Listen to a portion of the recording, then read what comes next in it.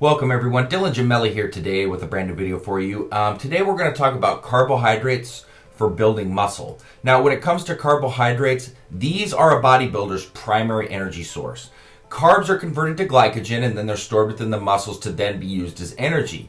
So there are high glycemic carbs and low glycemic, which are the ones that tend to have a lot more fiber in them. The ones that are high glycemic or called, high GI, which is the glycemic index, are the ones to avoid, or are they?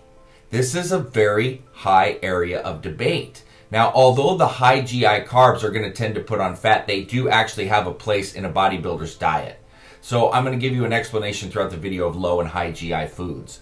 Now, carbohydrates are also what give bodybuilders a bigger and fuller look when glycogen stores are at their maximum capacity within the body. Now, carbs are actually responsible for giving you the energy needed to fuel yourself through really high vigorous exercise, and carbs are also muscle sparing. So when enough carbs are consumed, the body will not break down protein for energy and use the carbs for energy instead. Now, carbohydrates cause insulin release, which is extremely beneficial for bodybuilding, and next to testosterone, you could consider insulin the most anabolic hormone within the body.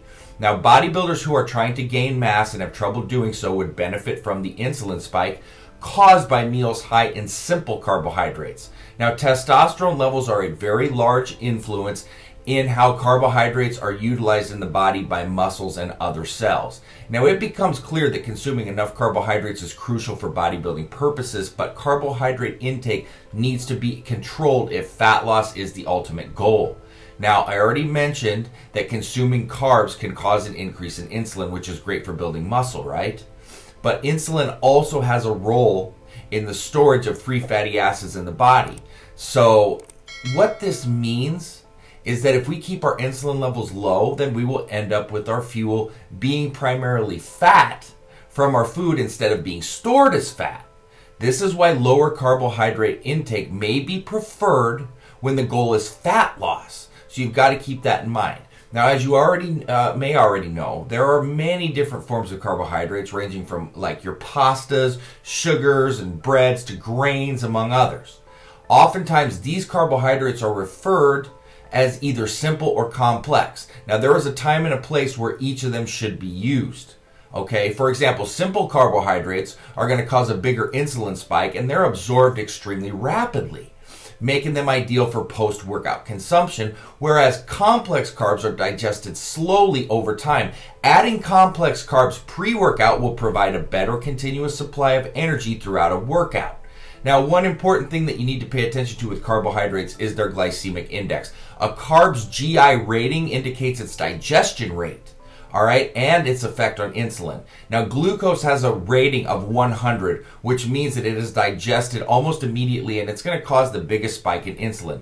Every other form of carbohydrate is compared to glucose with its ratings. So the lower the GI number, the lower its digestion rate and effects on insulin. So since it's ideal to keep insulin levels lower for fat loss in order for the body to burn fat as energy, it's only going to make sense that the carbs you consume when dieting down should come primarily from low to moderate glycemic index carbohydrates.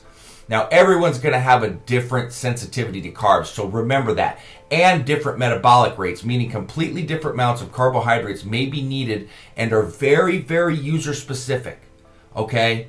So here's a little bit of a list of foods and their GI index, and it's going to help you make the right decision the next time you're ordering or preparing your next meal. So here's some low GI foods, 55 or less, and these are favored by people that are actually looking to lose body fat. So we've got oatmeal, which would be rolled or steel cut, oat bran, muesli, pasta, converted rice, barley, sweet potatoes, yams, lima beans, peas, legumes, lentils, mostly fruits, non-starchy vegetables, and carrots. Here's your medium GIs, which are going to be between like 56 to 69 and can be used in any program.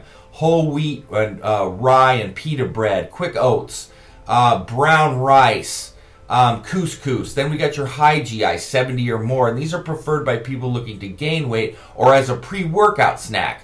White bread or bagel, cornflakes, puffed rice, bran flakes, instant oatmeal, white rice, rice pasta, macaroni and cheese, russet potatoes, pumpkin, We got your pretzels, rice cakes, popcorn, saltine crackers, melons, pineapples. So as you can see, it's pretty much sweets that have the high GI. Even some fruits which are considered low GI. So let's apply a little logic here, okay? So just like grandma's food pyramid suggested, right? Sweet should be kept to a minimum. If you don't already know that, then you need to learn it today, okay? Now here's an additional catch. High GI foods which increase secretion of insulin can also have their place in building muscle mass. Insulin is a hormone that regulates the levels of sugar in your blood. So when you eat a meal, the carbohydrate in the meal is then broken down into glucose, and the glucose enters your bloodstream. Your pancreas senses the rising glucose and releases insulin, and insulin allows the glucose to enter your liver, muscle, and fat cells.